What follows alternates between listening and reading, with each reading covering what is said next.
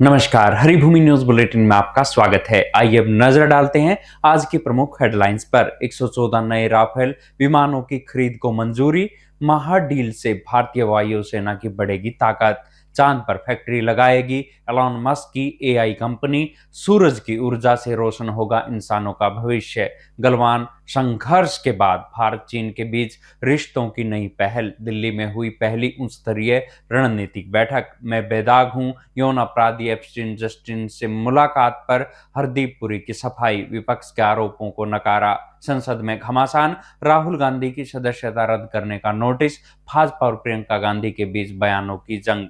अब खबरें विस्तार से। भारत फ्रांस से 114 और राफेल लड़ाकू विमान खरीदने जा रहा है। इस प्रस्ताव पर गुरुवार को रक्षा अधिग्रहण परिषद ने मोहर लगा दी है। लगभग 3.25 लाख करोड़ रुपए की लागत वाला यह मेगा डिफेंस सौदा न केवल वायुसेना की युद्ध क्षमता को कई गुना बढ़ा देगा, बल्कि सीमावर्ती क्षेत्रों में भारत की एयर डिफेंस पकड़ को भी अभेद्य बनाएगा। रक्षा मंत्रालय के अनुसार इस सौदे की औपचारिक घोषणा फ्रांस के राष्ट्रपति इमैनुअल मैक्रों के आगामी 17 से 20 फरवरी के भारत दौरे के दौरान होने की पूरी संभावना है।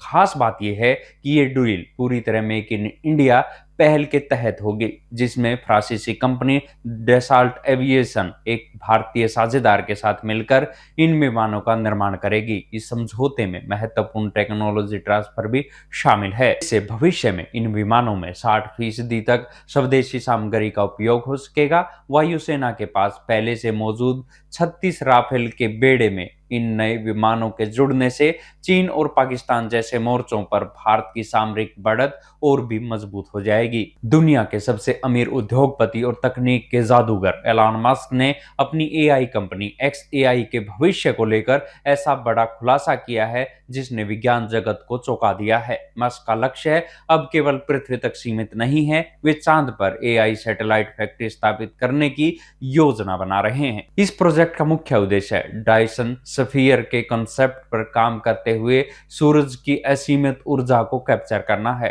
मस्क के अनुसार यदि हम सूर्य की ऊर्जा का एक छोटा हिस्सा भी हासिल कर लेते हैं तो ये वर्तमान मानव सभ्यता की जरूरत से लाखों गुना अधिक होगी। मस्क की योजना के अनुसार चांद पर इलेक्ट्रोमैग्नेटिक लॉन्चर लगाए जाएंगे जो एआई सैटेलाइट को सीधे डीप स्पेस में लॉन्च करेंगे। ये तकनीक न केवल सौर मंडल में इंसानी बस्तियां बसाने में मददगार होगी, बल्कि मस्क का ये भी मानना है कि इतनी उन्नत ऊर्जा प्रणाली हमें शायद एलियंस से संपर्क करने के योग्य बना सके। इसके साथ ही मस्क ने अपनी माइक्रो हार्ड परियोजना और कोडिंग की दुनिया में आने वाले क्रांतिकारी बदलावों का भी जिक्र किया, जहां एआई खुद बाइनरी भाषा में प्रोग्राम लिखेगा। वर्ष 2020 में गलवान घाटी में हुई हिंसक झड़प के बाद भारत और चीन के बीच संबंधों को सामान्य बनाने की दिशा में एक बड़ी कूटनीतिक प्रगति हुई है। 10 फरवरी को नई दिल्ली में दोनों देशों के बीच पहली बार रणनीतिक बैठक की गई। इस महत्वपूर्ण वार्ता में भारत के विदेश सचिव विक्रम मिश्री और चीन के कार्यकारी उप विदेश मंत्री झाओ शुग ने हिस्सा लिया। बैठक का मुख्य उद्देश्य क्षेत्रीय और अंतर्राष्ट्रीय मुद्दों पर चर्चा करने के साथ साथ द्विपक्षीय तनाव को कम करना भी था।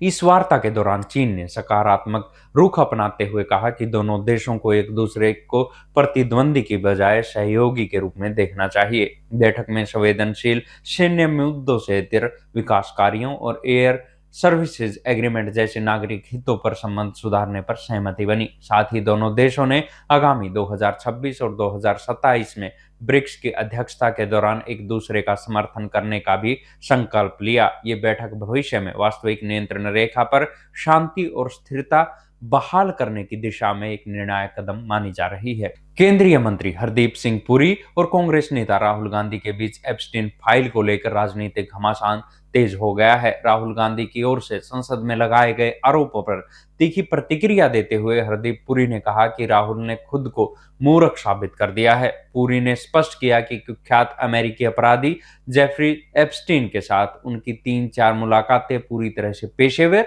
और संयोगवश थी। उन्होंने दावा किया कि उस समय वे सरकार का हिस्सा नहीं थे और एक अंतर्राष्ट्रीय डेलीगेशन के सदस्य के रूप में एप्स्टीन से मिले थे, जिसके आपराधिक रिकॉर्ड के बारे में उन्हें तब कोई जानकारी नहीं थी। राहुल गांधी ने लोकसभा में आरोप लगाया कि एप्स्टीन फाइल में पुरी का नाम शामिल है और उन्होंने ही उद्योगपति अनिल अंबानी को एप्स्टीन से मिलवाया था। इन आरोपों को बेबुनियाद बताते हुए पुरी ने कहा कि केवल कुछ मुलाकातों के आधार पर किसी को दोषी नहीं ठहराया जा सकता। उन्होंने जोर देकर कहा कि 2009 से 17 के बीच में लाखों ईमेल्स में उनकी बातचीत पूरी तरह से मर्यादित पाई गई है। इस विवाद ने भारत की राजनीति में अमेरिकी एप्स्टीन फाइल के कनेक्शन को लेकर नई बहस छेड़ दी है। संसद के बजट सत्र में सत्ता पक्ष और विपक्ष के बीच आरोप प्रत्यारोप का दौर चरम पर पहुंच गया है। भाजपा सांसद निशिकांत दुबे ने लोकसभा में राहुल गांधी के खिलाफ सब्सटेंटिव मोशन पेश कर उनकी संसद सदस्यता खत्म करने और चुनाव लड़ने पर आजीवन प्रतिबंध लगाने की मांग की है।